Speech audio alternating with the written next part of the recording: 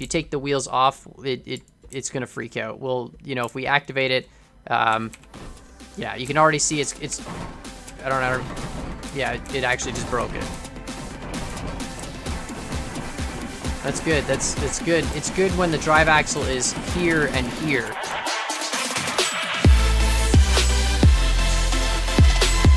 What's up, guys? My name is Khan. We're back today in Scrap Mechanic, and we're back with a build that I kind of had to do after the last build, and it's another electric magnet powered motor. So I did the last electric magnet motor. You guys absolutely loved it. You guys had a lot of great suggestions. Of course, a lot of people saying I should still go back and build the spud motor. Let's see if we can pull up this magnet motor, the original though. Here we go. This one, right? So we made this one, and it was a pretty decent motor. It wasn't too bad. But there were a few suggestions. Number one was it should be a reversible magnet motor. This one is obviously not reversible. It always spins in the same direction. And number two, a lot of people wanted it to be a dual axle magnet motor. So right now it only has one axle. It comes out here, and we had to put two of them on it. So it'd be nice if it had another axle that came out here. And that's exactly what I decided to do. So I took that concept and I reworked it, and I made this motor here, which is the dual axle reversible magnet motor. So I've left the magnets unpainted just so you can see them, but it is basically a large motor. It's got 4 layers of magnets, so 4 individual magnets and then 4 on the axle as well.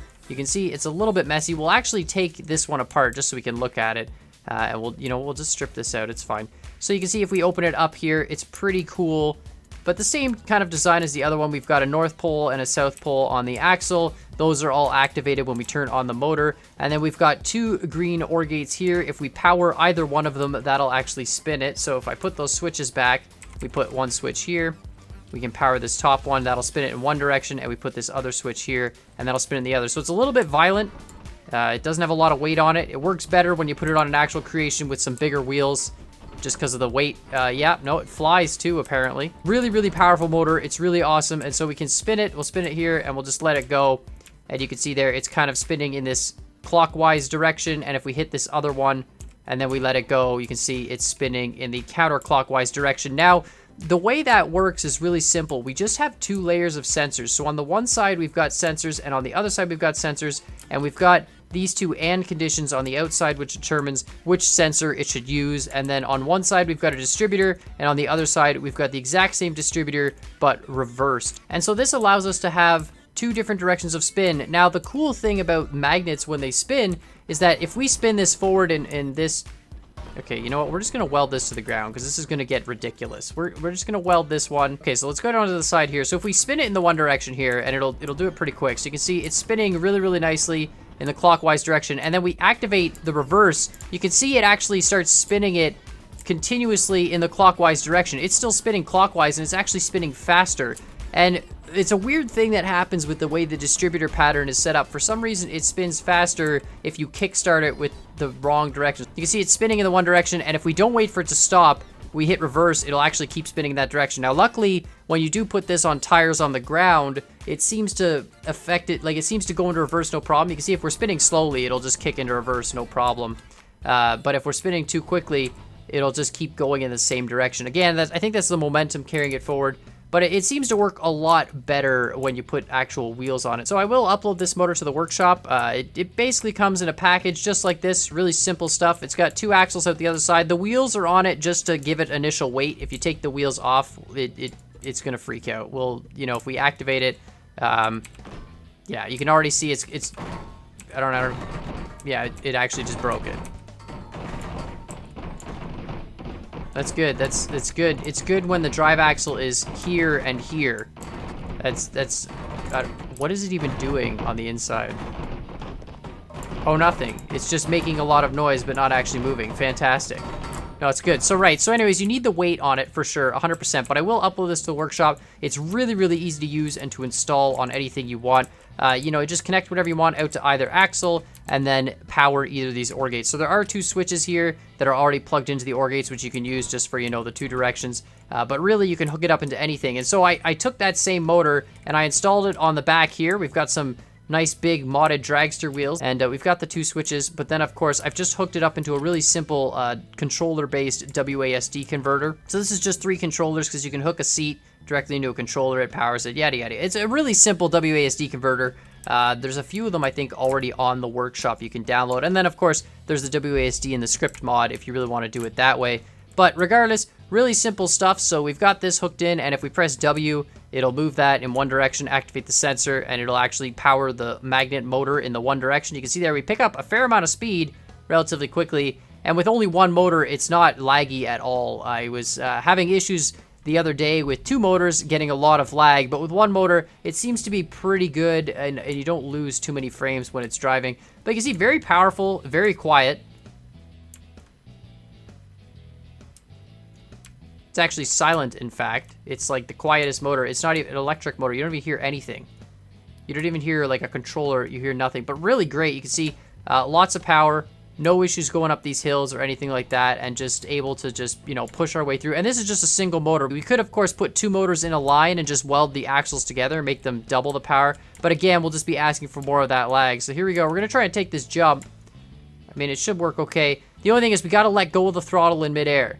Because if we activate the throttle in midair, the wheels will kind of spin like mad, and then, you know, it'll cause issues. Same sense if we try and reverse in midair, it'll, you know, just keep the wheels spinning forward. But then, of course, we can slow down here. Now, I'm holding reverse, so you'll see it'll take a bit to slow down, but it does actually work. When there's a lot of weight on the motor, it doesn't seem to have that issue where it continues accelerating it faster in that one direction. So now we can just, you know, drive in reverse and do the same thing. Well, of course, we'll slow down again here, and now I'm holding forward, and it just takes a bit, reverses the magnetics, and there we go. So it doesn't reverse the polarity of any of the magnets. They're still all north magnets around the outside, north and south on the drive axle, but all we're doing is just reversing the sequence in which the outside magnets fire. So when we go in reverse, it fires in reverse order compared to when we go forward. It's a really cool way to use the magnet mod, in my opinion. I really love this magnet mod. I think it's one of the cool mods, along with like the wing mod. And just another one of those really neat functions. You know, I think there's some things, obviously, there's sometimes the magnets glitch out, which could be improved a little bit, but still fantastically done. Really, really well done. And just a lot of fun to make stuff like this. So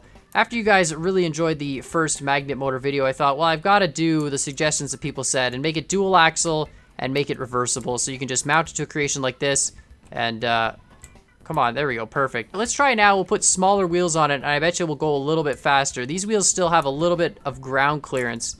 So let's go to like the smallest possible wheels we could put on this and still maintain some ground clearance. 9s give us just the ground clearance, because it's a 7 diameter motor. So the electric motor is 7 in diameter. So there we go, that gives us ground clearance. Smallest wheels possible. So how powerful is this now? You can see much faster already, actually. It does give you higher rate of speed. And this is, of course, just a single motor. We could have two motors. But again, I think the piston motors are better for power. The magnet motors, I think, can spin faster than the piston motors. But as we saw in the last magnet video there, the piston motor can just overpower the magnet motor any day of the week. And again, I think it's because of that physical connection. So I do want to work on a spud-powered motor and compare all three of them together. The spud motor versus the magnet motor versus the piston. I think the piston motor 100% will win.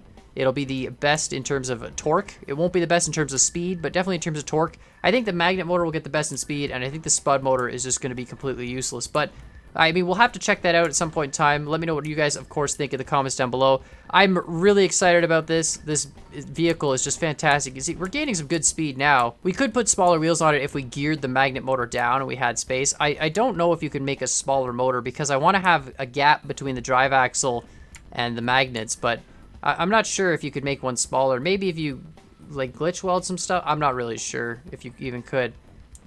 There we go. Perfect. But anyways, let me know what you guys think of this build in the comments down below. I'm not going to upload this car to the workshop. I mean, it's pretty easy if you guys want to build a car with a magnet motor. Just download the motor. I'll have the motor there on the workshop, and you can download it, hook it up to your cars. If you don't want to make a WASD converter or use a scripted block or whatever, you can always just, you know, activate it with the two switches. It's not a big deal. Have one switch for forward, one for reverse. So see if we go full reverse here. No, this one had the glitch. See, so now we're actually going faster forward. The tires had enough spin in them that they didn't trigger into reverse. They just gave us a faster forward speed. Oh, and now they triggered into reverse when we went up the wall. Okay, that's amazing. So because the magnet doesn't actually have any like physical connection, it just kind of free floats. It takes a long time to slow down.